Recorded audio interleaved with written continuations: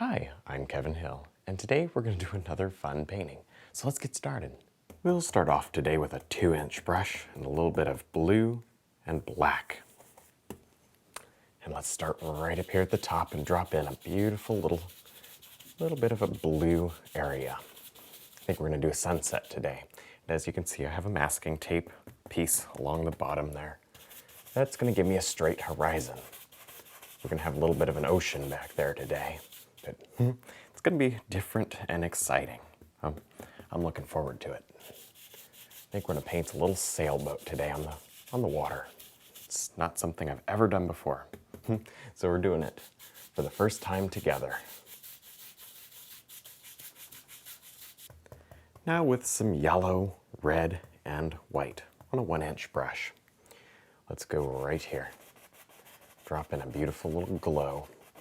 Maybe the sun is somewhere behind clouds that we'll put in later. And work away from this area, adding more red. So you get a beautiful orange color. See that? Nice. Add more and more of this red as you go away from that center. And it also keeps you a little safer. That way you won't get a bright green. Although a little bit of green is actually a good thing. We do want a little tiny hint of green, but not much. You'll get it automatically, don't worry. All right. Now with our filbert brush and a very light dusting of red and black, touch of brown and blue. Let's go ahead and just begin to sort of make the sky look nice. We threw the basic colors on there and, oh, let's face it, it's a little weird. So we need to work with it. Sometimes in painting skies, especially sunsets, you have no choice but to just throw the color on there like we did because it's behind. And then you shape all the rest of the areas with these clouds. That's what makes it look nice. So don't panic, just follow along with the steps and you'll get there, don't worry. Really, I'm using the filbert brush even though it's a little bit slower. I'm using it at least on the top clouds. I'll probably change to the 1-inch brush later just to get it in down here. But I want to really have some delicate edges where you can see them. All right, and I'm doing subtle color changes all the time. See that? Now I've changed to a 1-inch brush. This will just really help things go a lot faster. And I'm using long, horizontal, sweeping strokes here to complete the sky. Now, the 1-inch brush will work a little bit more smoothly than the filbert brush. So be careful that you don't blend your colors too much. All right, maybe let's go ahead and just work this color way down here.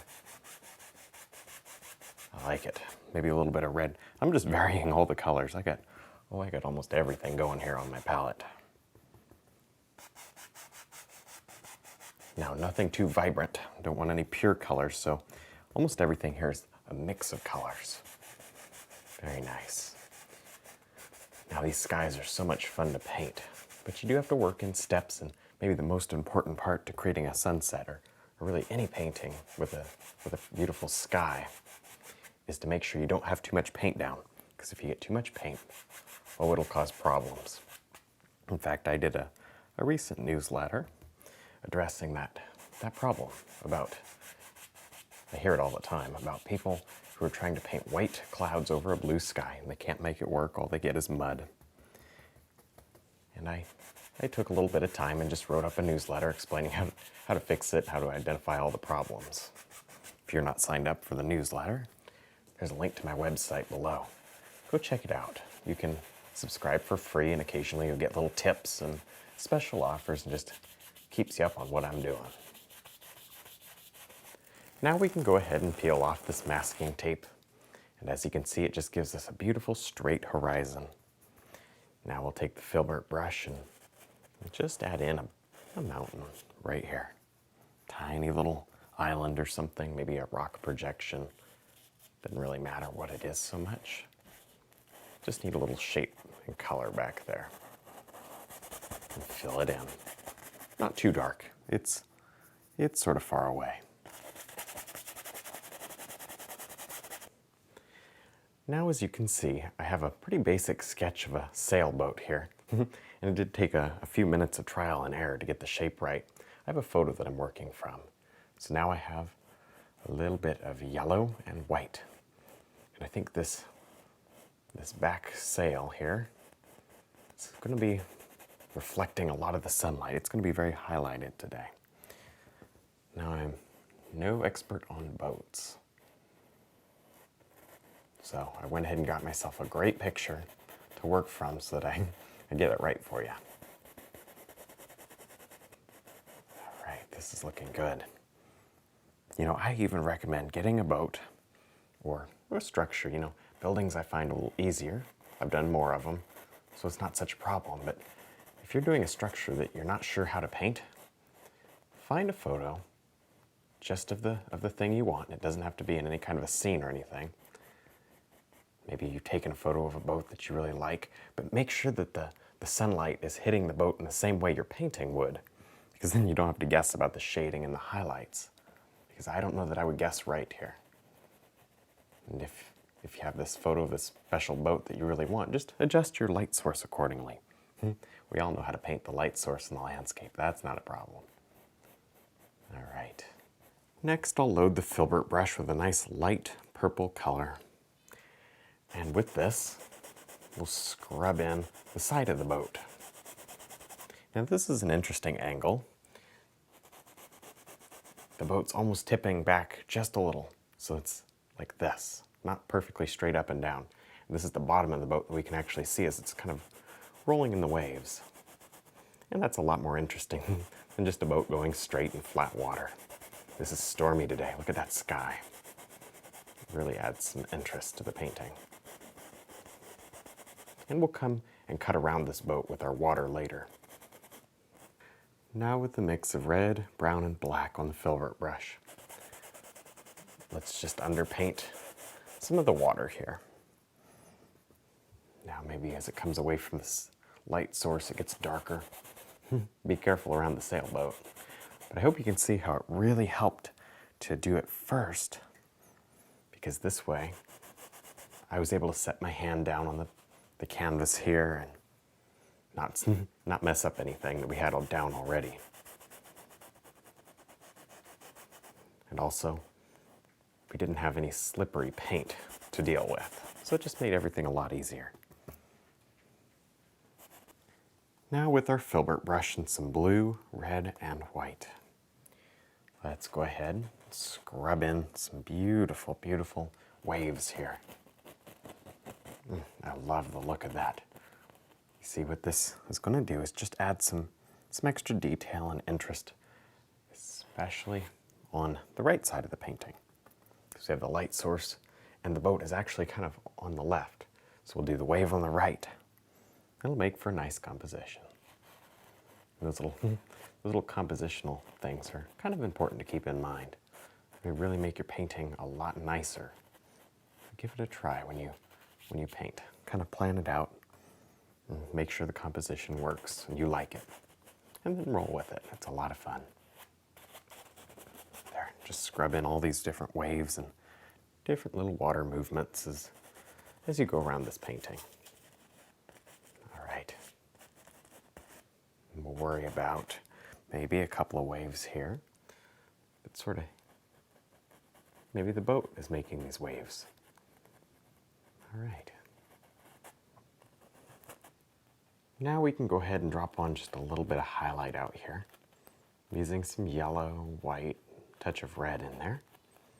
You see I'm just dropping a little bit on, not too much. Maybe skip around, there's some.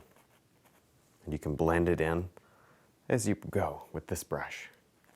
Just blend it, set it on, wipe the brush, and just blend it right in.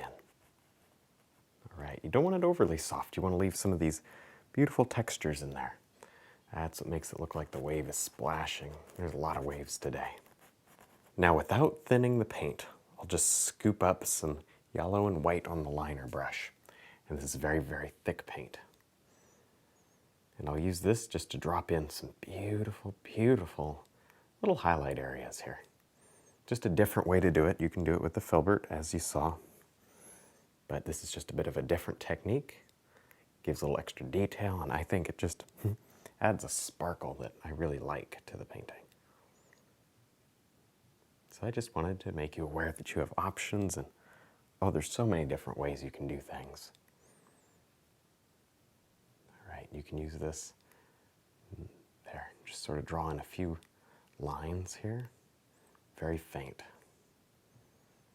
This paint is not thinned, because if you were to thin it, it would become kind of muddy. We're not drawing lines, we're using it more like a long, skinny paintbrush. All right. Next, I'll load the filbert brush with some blue, white, and red. It makes just a beautiful purple color. And let's just start here and begin to work on some nice foam details. Now I need to explain why I'm doing these right where I'm doing them, because it's important that you know. What I'm doing is I'm creating a lot of detail here in the foreground, and then I'm going to leave less detail in the background. That's what's going to create depth in this painting, because this is all just water. Sometimes you can have a little bit of trouble getting the depth the way you need it. Also, look how large the waves are, and then obviously they get smaller as they go back. So there's a big set of waves, smaller set of waves, and then your little waves in the background. Another thing is, you want to remember about the shadows. See, in the sunlight area, you really want a lot of that yellow and red in there, but in the shadows, you can do more purples and blues. Those are just a few of my little seascape painting tips for you. Hope you find them helpful. All right, really create a lot of this beautiful dimension and form with these lines. All right, well, I think we're done. I had a lot of fun. I hope you did too. Don't forget to check out my website, my DVDs, and also my brush line. And thanks for watching.